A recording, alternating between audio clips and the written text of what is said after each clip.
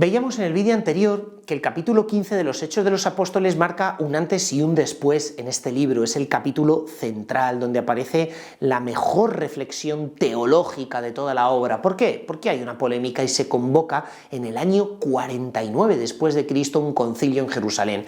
La doctrina ha quedado clara. Frente a los judaizantes, es decir, aquellos que decían que para salvarse había que circuncidarse y cumplir los preceptos de la ley de Moisés, frente a los judaizantes se levanta Pedro y San Pedro dice no, de ninguna manera. Hemos visto al Espíritu Santo actuar y derramarse también sobre los que son paganos, y lo único que nos puede liberar de nuestros pecados es la fe en Jesucristo, no el cumplimiento de las prescripciones de la vieja ley. Ese testimonio de Pedro aparece también refrendado por San Pablo, por Bernabé y finalmente por Santiago, primo de Jesús y primer obispo de Jerusalén. De hecho, Santiago morirá en el año 62 después de Cristo. Esto no lo cuentan los Hechos de los Apóstoles, pero sí el historiador romano Flavio Josefo morirá precisamente por incumplir la ley de Moisés. Ese es el cargo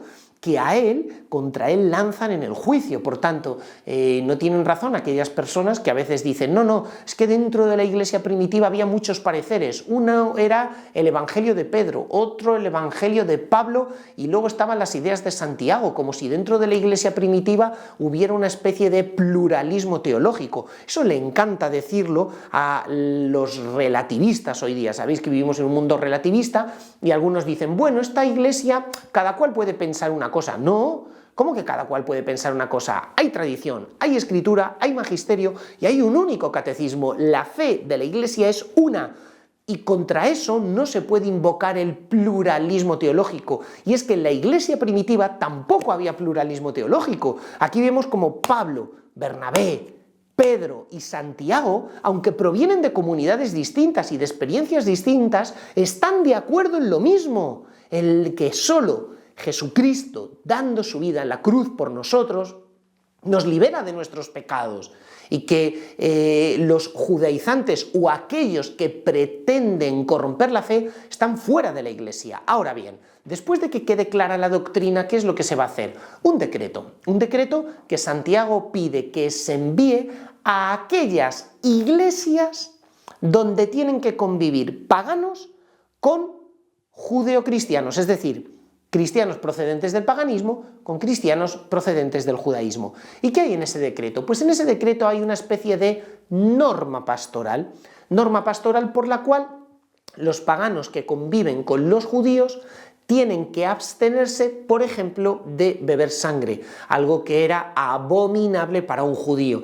¿Qué me refiero con beber sangre? No es que fueran vampiros, sino a que las comidas no podían ir preparadas con la sangre de esos animales, o los animales tenían que ser sacrificados vertiendo toda su sangre, porque sabéis que en el Levítico y también en el libro del Génesis aparece claramente que los judíos no comen carne con la sangre de ese animal, ¿veis? Entonces es muy curioso porque aun quedando clara la doctrina de la Iglesia de forma dogmática, podemos decir que luego en su pastoral hay determinadas comunidades que para facilitar la convivencia entre judíos y paganos se aceptan algunas normas de convivencia. Es algo precioso. No afectan a toda la Iglesia universal. De hecho, este decreto apostólico en el cual se pide que los paganos no consuman sangre no afecta a toda la Iglesia, sino solo a aquellas iglesias donde conviven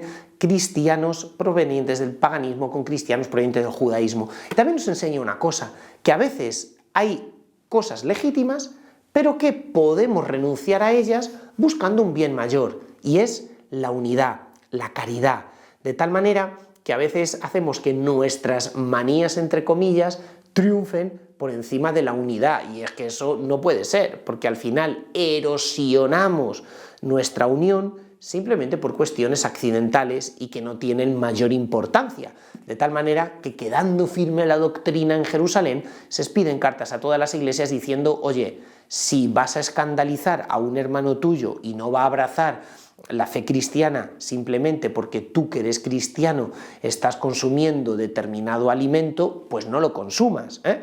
De hecho, el propio San Pablo seguirá esta práctica, así como el resto de cristianos, diciendo, ¿se puede comer carne sacrificada a los ídolos, sí o no? San Pablo aquí oscilará, dirá, hombre, los dioses no existen, y si a mí una carne que han sacrificado a un ídolo me la venden más barata, pues puedes comprarla, no hay ningún problema. Ahora bien, si comer esa carne va a escandalizar a alguna persona proveniente del judaísmo y no va a aceptar la fe en Cristo solo porque tú lo has escandalizado consumiendo eso, mejor no lo hagas. Es decir, ¿por qué? Porque hay un bien superior y ese bien superior te lleva a renunciar a cosas que pueden parecer legítimas, pero que sin embargo van a escandalizar a una persona, entonces no las hagas. Es un criterio tan sano y tan bueno el que también adopta aquí la Iglesia y que a nosotros nos enseña a que también en la vida tenemos que mirar el bien espiritual de la gente y no simplemente nuestro propio interés.